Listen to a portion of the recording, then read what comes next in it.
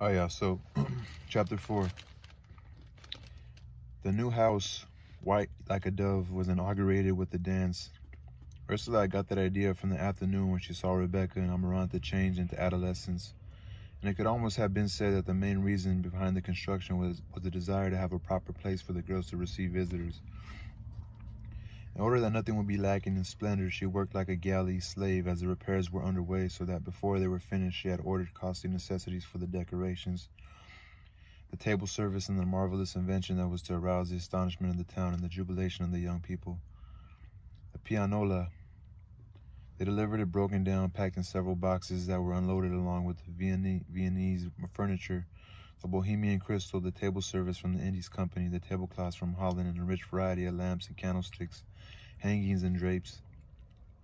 The import house sent along at its own expense an Italian expert, Pietro Crespi, to assemble and tune the pianola, to instruct the purchasers in its functioning, and to teach them how to dance the latest music printed on its 6 paper rolls. Pietro Crespi was young and blond, the most handsome and well-mannered man who had ever been seen in Macondo. So scrupulous in his dress that in spite of the suffocating heat would work in his brocade vest and heavy coat of dark cloth soaked in sweat, keeping a reverent distance from the owners of the house. He spent several weeks shut up in the parlor with a dedication much like that of Ariano in his silverwork. One morning, without opening the door, without calling anyone to witness the miracle, he placed the first roll in the pianola, and the tormenting hammering and the constant noise of the wooden lathes ceased in a silence that was startled at the order and neatness of the music.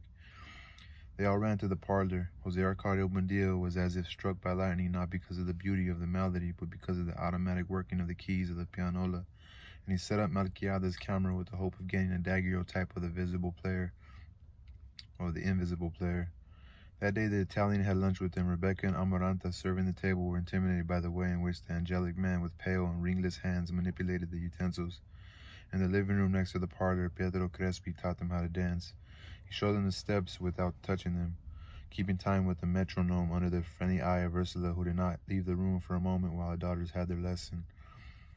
Pietro Crespi wore special pants on those days, very elastic and tight, and dancing slippers. "You don't have to worry so much," Jose Arcadio Buendia told her.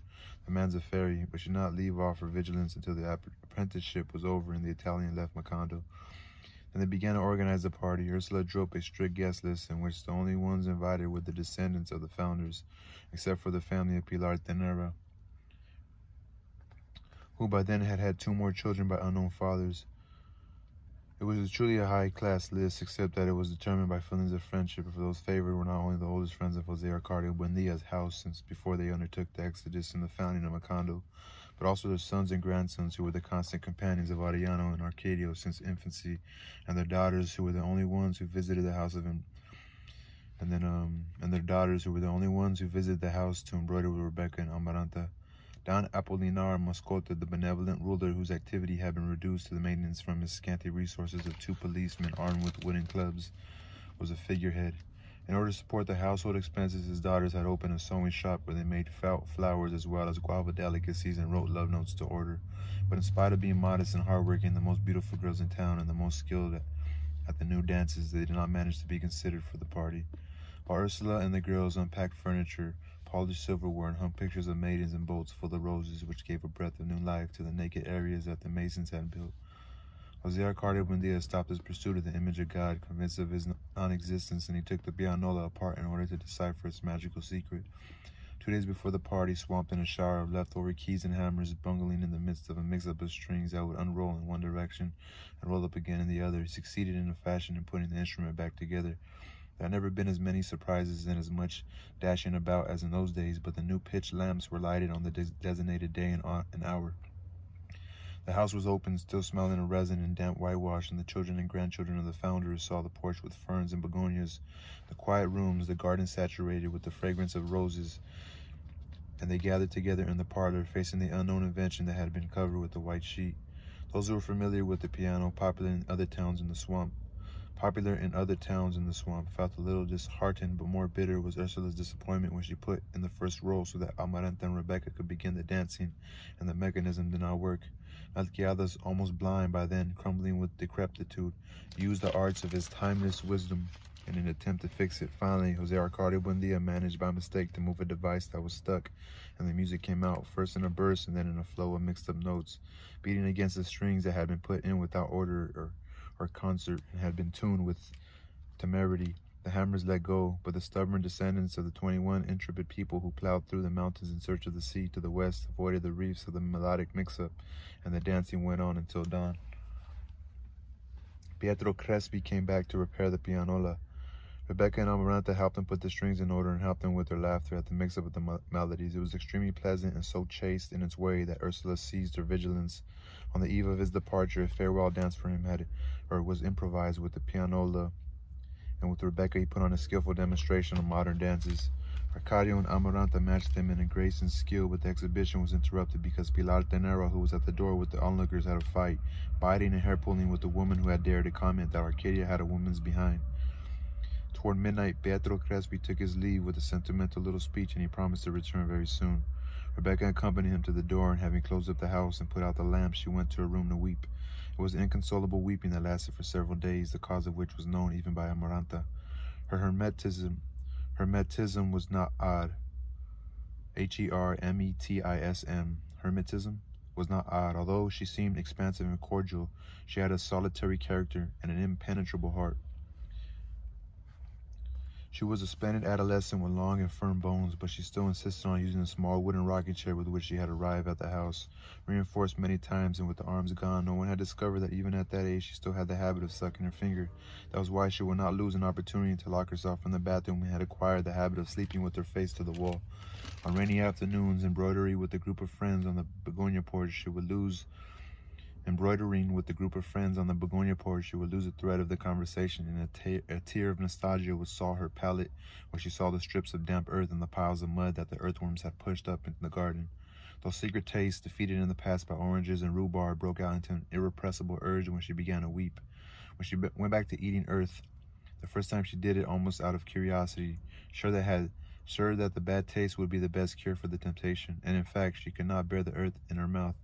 But she persevered, overcome by the growing anxiety, and little by little she was getting back to her ancestral appetite, the taste of primary minerals, the unbridled satisfaction of what was original food. She would put handfuls of earth in her pockets and ate them in small bits without being seen, with a confused feeling of pleasure and rage as she instructed her girlfriends in the most difficult needlepoint and spoke about other men who did not deserve the sacrifice of having one eat the whitewash on the walls because of them. The handfuls of earth made the only man who deserved that show of degradation less remote and more certain, as if the ground that he walked on with his fine patent leather boots in another part of the world were transmitting to her the weight and the temperature of his blood in a mineral savor that left a harsh aftertaste in her mouth and a sediment of peace in her heart. One afternoon, for no reason, Amparo Moscote asked permission to see the house. Amaranta and Rebecca, disconcerted by the unexpected visit, attended her with a stiff formality. They showed her the remodeled mansion, they had her listen to the rolls on the pianola, and they offered her orange marmalade and crackers. Amparo gave a lesson in dignity, personal charm, and good manners that impressed Ursula in the few moments that she was present during the visit. After 2 hours, when the conversation was beginning to wane, Amparo took advantage of Amaranta's distraction and gave Rebecca a letter. She was able to see the name of the estimable Señorita Rebecca Buendia written in the same methodical hand with the same green ink and the same delicacy of words with which the instructions for the operation of the pianola were written. And she folded the letter with the tips of her fingers and hid it in her bosom, looking at Amparo Moscote with an expression of endless and unconditional gratitude and a silent promise of complicity unto death. The sudden friendship between Amparo Moscote and Rebecca Buendia awakened the hopes of Arellano. The memory of the little Remedios had not stopped tormenting him, but he had not found a chance to see her. When he would stroll through town with his closest friends, Magnifico Bisbal and Geronaldo Marquez, the sons of the founders of the same names, he would look for her in the sewing shop with an anxious glance. But he saw only the older sisters. The presence of Amparo Moscote in the house was like a premonition. She has to come with her, Adriano would say to himself in a low voice. She has to come. He repeated it so many times and with such conviction that one afternoon when he was putting together a little goldfish in the workshop, he had the certainty that she had answered his call. Indeed, a short time later, he heard the childish voice, and when he looked up, his heart froze with terror as he saw the girl at the door, dressed in pink organdie and wearing white boots. "You can't go in there, Remedios," Amparo Moscote said from the hall. "They're working." But Iona did not give her time to respond. He picked up the little fish by the chain that came through its mouth and said to her, "Come in." Remedios went over and asked some questions about the fish that Ariano could not answer because he was seized with a sudden attack of asthma. He wanted to stay beside that lily skin forever, beside those emerald eyes, close to that voice that called him sir with every question, showing the same respect that she gave her father. Melquiades was in the corner seated at the desk scribbling indecipherable signs. Ariano hated him. All he could do was tell Remedios that he was going to give her the little fish, and the girl was so startled by the offer that she left the workshop as fast as she could. That afternoon, Ariano lost the hidden patience with which he had waited for a chance to see her. He neglected his work. In several desperate efforts of concentration, he willed her to appear, but Remedios did not respond. He looked for her in her sister's shop, behind the window shade in her house, in her father's office, but he found her only in the image that saturated his private and terrible solitude. He would spend the whole hours with Rebecca in the parlor listening to the music on the pianola.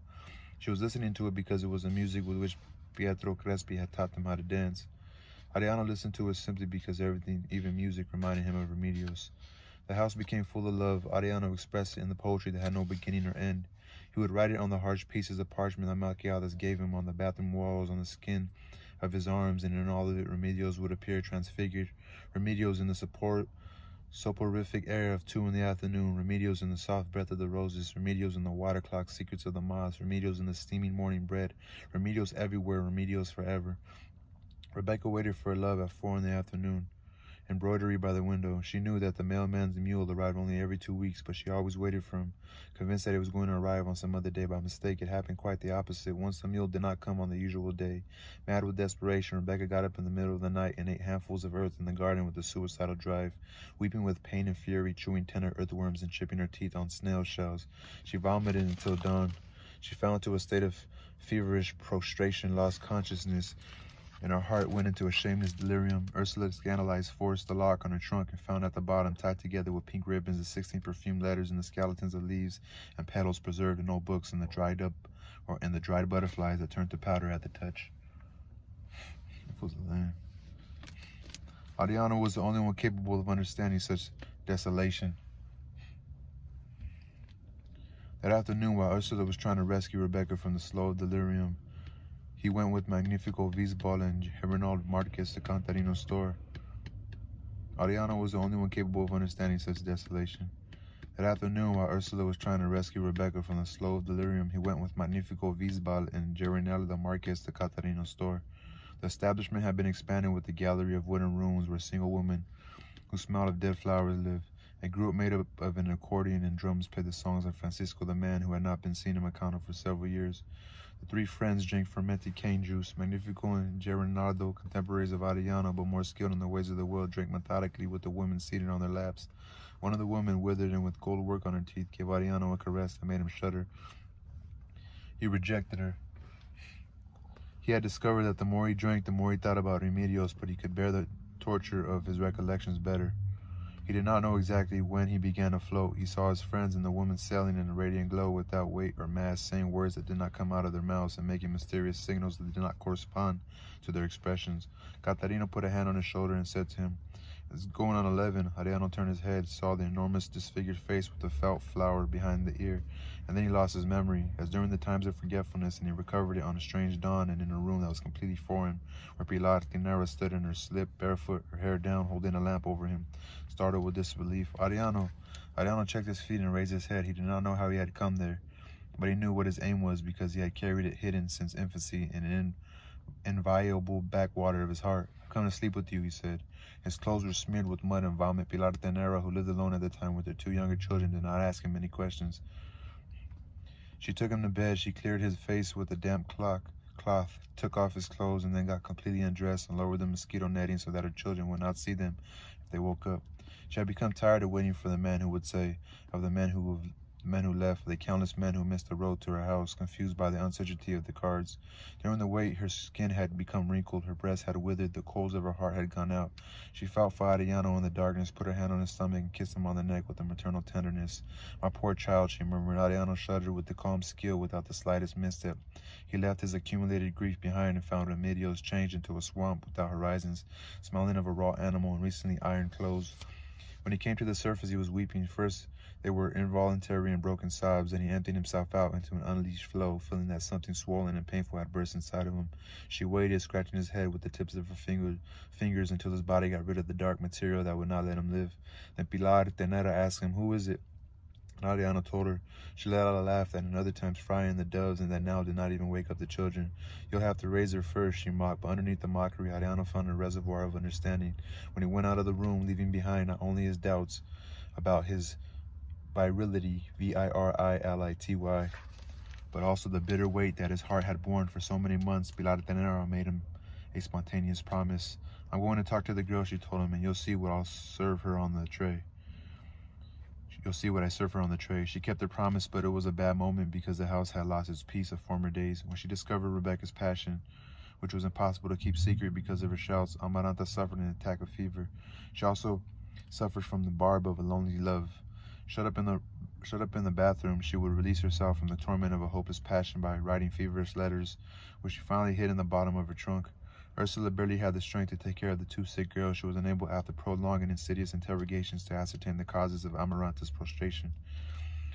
Finally, in another moment of inspiration, she forced the lock on the trunk and found the letters tied with the pink ribbon, swollen with fresh lilies and still wet with tears, addressed and never sent to Pietro Crespi.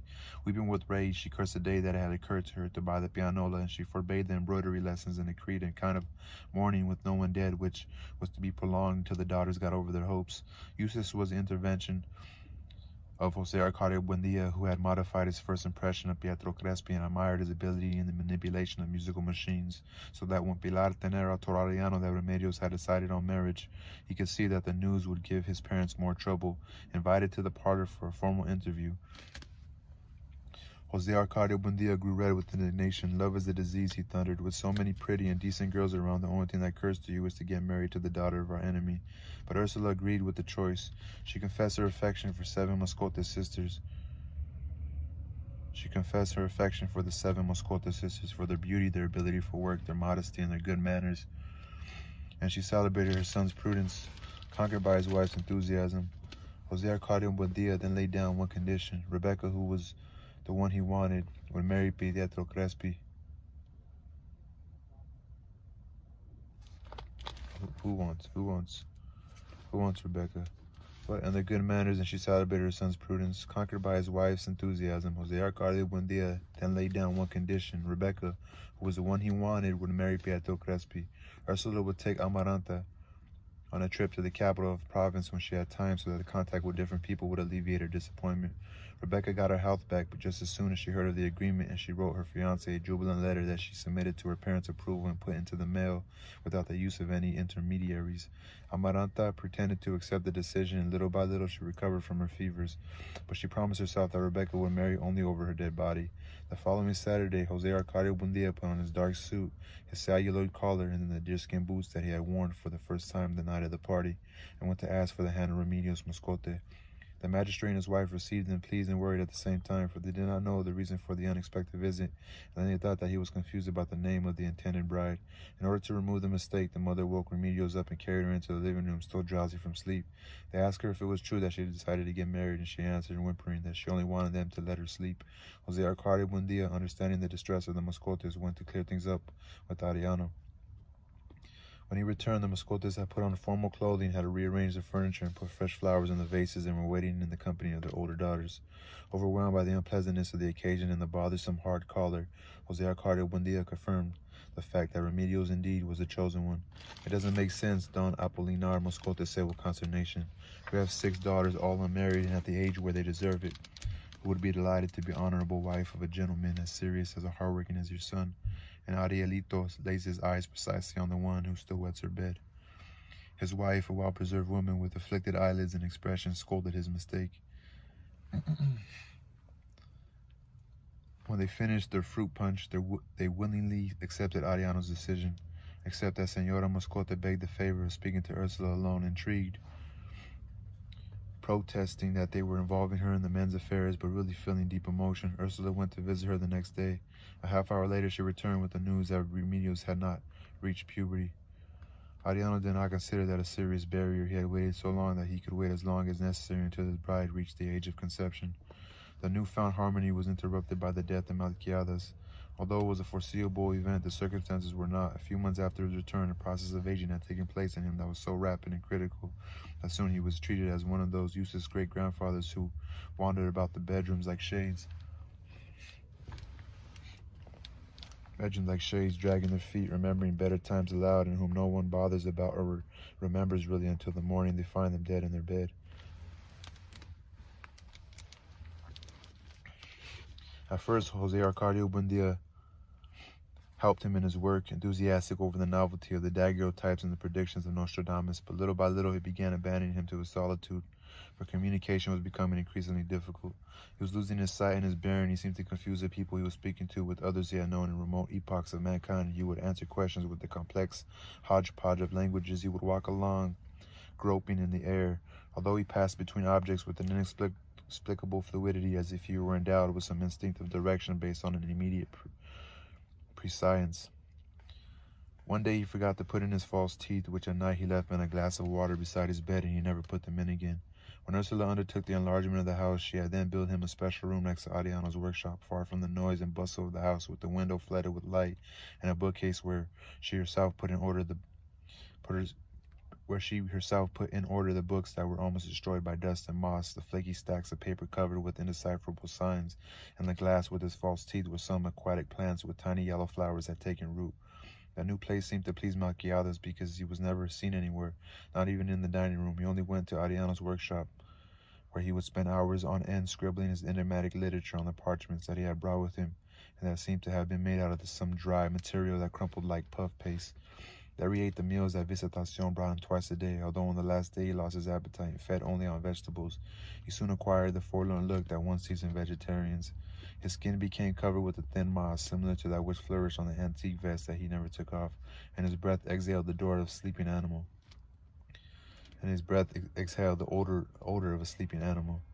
Ariano ended up forgetting about him, absorbed in the composition of his poems, but on one occasion he thought he understood something of what Melquiades was saying in his groping monologues, and he paid attention. In reality, the only thing that could be isolated in the rocky paragraphs was the insistent hammering on the word equinox, equinox, equinox, in the name of Alexander von Humboldt. Arcadio got a little closer to him when he began to help Ariano in his silver work. Melquiades answered the effort at communication at times by giving forth with phrases in Spanish that had very little to do with reality. One afternoon, however, he seemed to be illuminated by a sudden emotion.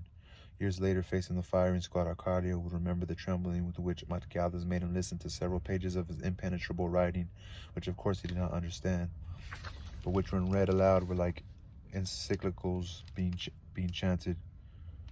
ENCYCLICALS, being chanted. Then he smiled for the first time in a long while and said in Spanish, "When I die, burn mercury in my room for 3 days." Arcadio told that to Jose Arcadio Buendia, and the latter tried to get more explicit information, but he received only one answer: "I have found immortality."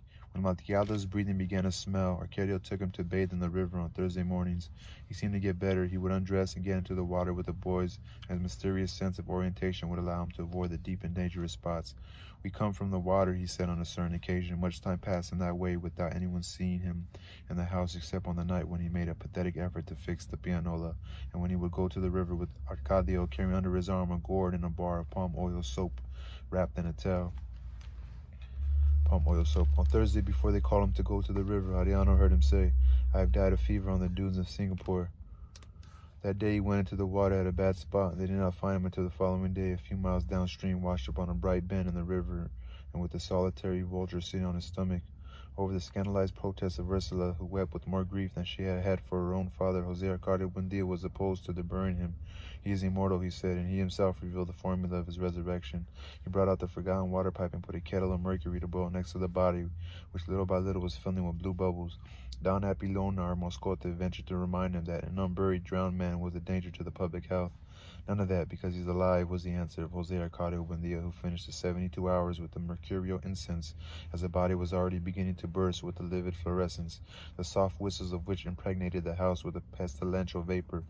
Only then did he permit them to bury him, not in an ordinary way, but with honors reserved for Macando's greatest benefactor. It was the first burial and the best attended one that was ever seen in the town, only surpassed a century later by Big Mama's funeral carnival.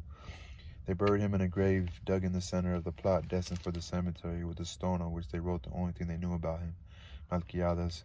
They gave him his 9 nights of wake. In the tumult that gathered in the courtyard to drink coffee, tell jokes, and play cards, Amaranta found a chance to confess her love to Pietro Crespi, who a few weeks before had formalized his promise to Rebecca and had set up a store for musical instruments and mechanical toys in the same section where Arabs had lingered in other times, swapping knickknacks for macaz, and which the people called the Street of the Turks. The Italian, whose head covered with patent leather curls aroused in woman an irrepressible need to sigh, dealt with Amaranta as with the capricious little girl who was not worthy taken seriously. I have a younger brother, he told her. He's coming to help me in the store. Amaranta felt humiliated and told Pietro Crespi with a violent anger that she was prepared to stop her sister's wedding, even if her own dead body had to lie across the door. Pussy. Alright, guys. There's somebody next to me. I'm going to pause for a second. I'm at the bottom of page 73.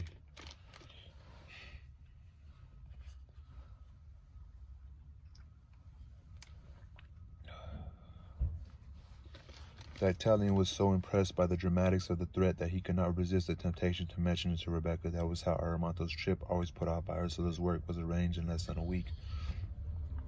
Amaranta put up no resistance, but when she kissed Rebecca goodbye, she whispered in her ear, "Don't get your hopes up. Even if they send me to the ends of the earth, I'll find some way of stopping you from getting married, even if I have to kill you." With the absence of Ursula, with the invisible presence of Malquiadas, who continued his stealthy shuffling through the rooms, the house seemed enormous and empty. Rebecca took charge of the domestic order, while the Indian woman took care of the bakery. At dusk, when Pietro Crespi would arrive, preceded by a cool breath of lavender and always bringing a toy as a gift, his fiancée would receive the visitor in the main parlor with doors and windows opening to be safe from any suspicion. It was an unnecessary precaution, for the Italian had shown himself to be so respectful that he did not even touch the hand of the woman who was going to be his wife within the year. Those visits were filling the house with remarkable toys.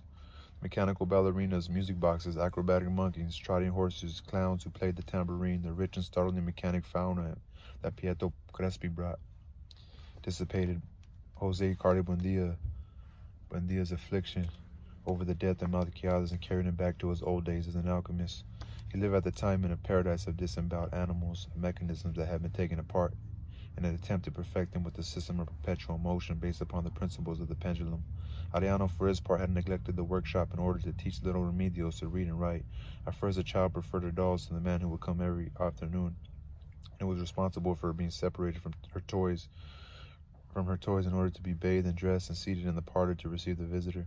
But Ariano's patience and devotion finally won her over, up to the point where she would spend many hours with him studying the meaning of the letters and sketching in a notebook with colored pencils, little houses with cows in the corral and round suns with yellow rays that hid behind the hills. Only Rebecca wasn't happy because of Aramanta's threat. She knew her sister's character, the haughtiness of her spirit, and she was frightened by the violence of her anger. She would spend the whole hour sucking her finger in the bathroom, holding herself back with an exhausting iron will so as not to eat earth. In search of some relief for her uncertainty, she called Pilar Tenero to read her future. After a string of conventional vagaries, Pilar Tenero predicted, "You will not be happy as long as your parents remain unburied." Rebecca shuddered as in the memory of a dream she saw herself entering the house as a very small girl, with the trunk and the little rocker in a bag whose contents she had never known. She remembered a bald gentleman dressed in linen and with his collar closed by a gold button who had nothing to do with the King of Hearts. She remembered a very young and beautiful woman with warm and perfumed hands who had nothing in common with the Jack of Diamonds in his rheumatic hands, and who used to put flowers in her hair and take her out walking in the afternoon through a town with green streets. "I don't understand," she said. Pilar Tenero seemed disconcerted. "I don't either, but that's what the card says." Rebecca was so preoccupied with the enigma that she told it to Jose Arcadio Mundia, and he scolded her for believing in the predictions of the cards, but he undertook the silent task of searching closets and trunks, moving furniture and turning over beds and floorboards, looking for the bag of bones. He remembered that he had not seen it since the time of the rebuilding. He secretly summoned the masons, and one of them revealed that he had walled up the bag in some bedroom because it bothered him in his work. After several days of listening with their ears against the walls, they perceived the deep clock.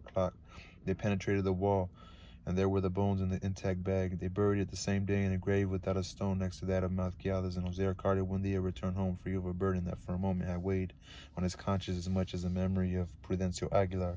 When he went to the kitchen, he kissed Rebecca on the forehead. "Get those bad thoughts out of your head," he told her. "You're going to be happy." Oh yeah, Rebecca's the girl that was sent to them, like pretty much their adopted child. Totally forgot about that. The friendship with Rebecca opened up to Pilar Tenero the doors of the house, closed by Ursula since the birth of Arcadio. She would arrive at an hour of the day like a flock of goats and would unleash her feverish energy in the hardest tasks. Sometimes she would go into the workshop and help Arcadio sensitize the daguerreotype plates with an efficiency and a tenderness that ended up by confusing him. That woman bothered him. The tan of her skin, her smell of smoke, the disorder of her laughter in the dark room distracted his attention and made him bump into things.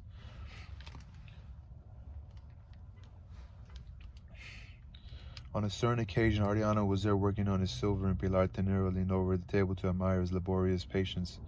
Suddenly it happened. Ariano made sure that Arcadio was in the dark room before raising his eyes and meeting those of Pilar Tenero, whose thought was perfectly visible as if exposed to the light of noon. While Ariano said, "Tell me what it is," Pilar Tenero bit her lips with a bad, sad smile. "That you'd be good in a war," she said. "Where you put your eye, you put your bullet. Where you put your eye, you put your bullet." Ariano relaxed with the proof of the omen. He went back to the concentrate on his work as if nothing had happened, and his voice took on a restful strength. I will recognize him," he said. "He'll bear our name." What'd you say? Well, Ariano said, "Tell me what it is. That you'd be good in a war." She said, "Where you put your eye, you put your bullet." "I will recognize him," he said. "He'll bear my name." Jose Arcadio Buendia finally got what he was looking for. He connected the mechanism of the clock to a mechanical ballerina, and the toy danced uninterruptedly to the rhythm of her own music for 3 days. That discovery excited him much more than any of his other harebrained undertakings. He stopped eating, he stopped sleeping. Only the vigilance and care of Rebecca kept him from being dragged off by his imagination into a state of perpetual delirium from which he would not recover. He would spend the nights walking around the room, thinking aloud, searching for a way to apply principles of the pendulum to ox carts, to harrows, to everything that was useful when put into motion. The fever of insomnia fatigued him so much that one dawn he could not recognize the old man with white hair and uncertain gestures who came into his bedroom. It was Prudencio Aguilar. When he finally identified him, startled that the dead was also aged, Jose Arcadio Buendia found himself shaken by nostalgia. "Prudencio," he exclaimed, "you come from a long way off. After many years of death, the yearning for the living was so intense. The need for company was so pressing, so terrifying, the nearness of that other death which exists within death, that Prudencio Aguilar had ended up loving his worst enemy. He had spent a great deal of time looking for him. He asked the dead from Riojaca about him, the dead who came from the Upar Valley, those who came from the swamp, and no one could tell him because of Macondo was a town that was unknown to the dead until Malquiadas arrived and marked it with a small black dot on the motley maps of death." Jose Arcadio Buendia conversed with Prudencio Aguilar until dawn. A few hours later, worn out by the vigil, he went into Ariano's workshop and asked him, "What day is today?" Ariano told him that it was Tuesday. "I was thinking the same thing," Jose Arcadio Buendia said. "But suddenly I realized that it's still Monday, like yesterday. Look at the sky, look at the walls, look at the begonias. Today is Monday too." Used to his manias, Ariano paid no attention to him. On the next day, Wednesday, Jose Arcadio Buendia went back to the workshop. "This is a disaster," he said. "Look at the air. Listen to the buzzing of the sun, the same as yesterday and the day before. Today is Monday, too." That night, Pedro Crespi found him on the porch weeping for Prudencio Aguilar, for Malquiadas, for Rebecca's parents, for his mother and father, for all those he could remember and who were now alone in death. He gave him a mechanical bear that walked on its hind legs on a tight rope. But he could not distract him from his obsession. He asked him what had happened to the project. He had explained to him a few days before about the possibility of building a pendulum machine that would help men to fly, and he answered that it was impossible because a pendulum could lift anything into the air, but it could not lift itself. On Thursday, he appeared in the workshop again with the painful look of plowed ground. "The time machine has broken," he almost sobbed, "and Ursula and Amaranta so far away." Ariano scolded him like a child, and he adopted a contrite air. He spent 6 hours examining things, trying to find a difference from their appearance on the previous day in the hope of discovering in them some change that would reveal the passage of time. He spent the whole night in bed with his eyes open, calling to Prudencio Aguilar, to Malquiadas, to all the dead, so that they would share his distress. But no one came. On Friday, before anyone arose, he watched the appearance of nature again until he did not have the slightest doubt but that it was Monday. Then he grabbed the bar from a door, and with the savage violence of his uncommon strength, he smashed to dust the equipment in the alchemy laboratory, the daguerreotype room, the silver workshop, shouting like a man possessed of some high-sounding and fluent but completely incomprehensible language. He was about to finish off the rest of the house when Ariano asked the neighbors for help. 10 men were needed to get him down, 14 to tie him up, 20 to drag him to the chestnut tree in the courtyard where they left him tied up, barking in the strange language and giving off a green froth at the mouth. When Ursula and Amaranta returned, he was still tied to the trunk of the chestnut tree by his hands and feet. Soaked with rain and in a state of total innocence, they spoke to him and he looked at them without recognizing them, saying things they did not understand. Ursula untied his wrists and ankles, lacerated by the pressure of the rope, and left him tied only by the waist. Later on, they built him a shelter of palm branches to protect him from the sun and the rain. Yeah, that dude was going crazy. That was the end of chapter 4, yo. Peace.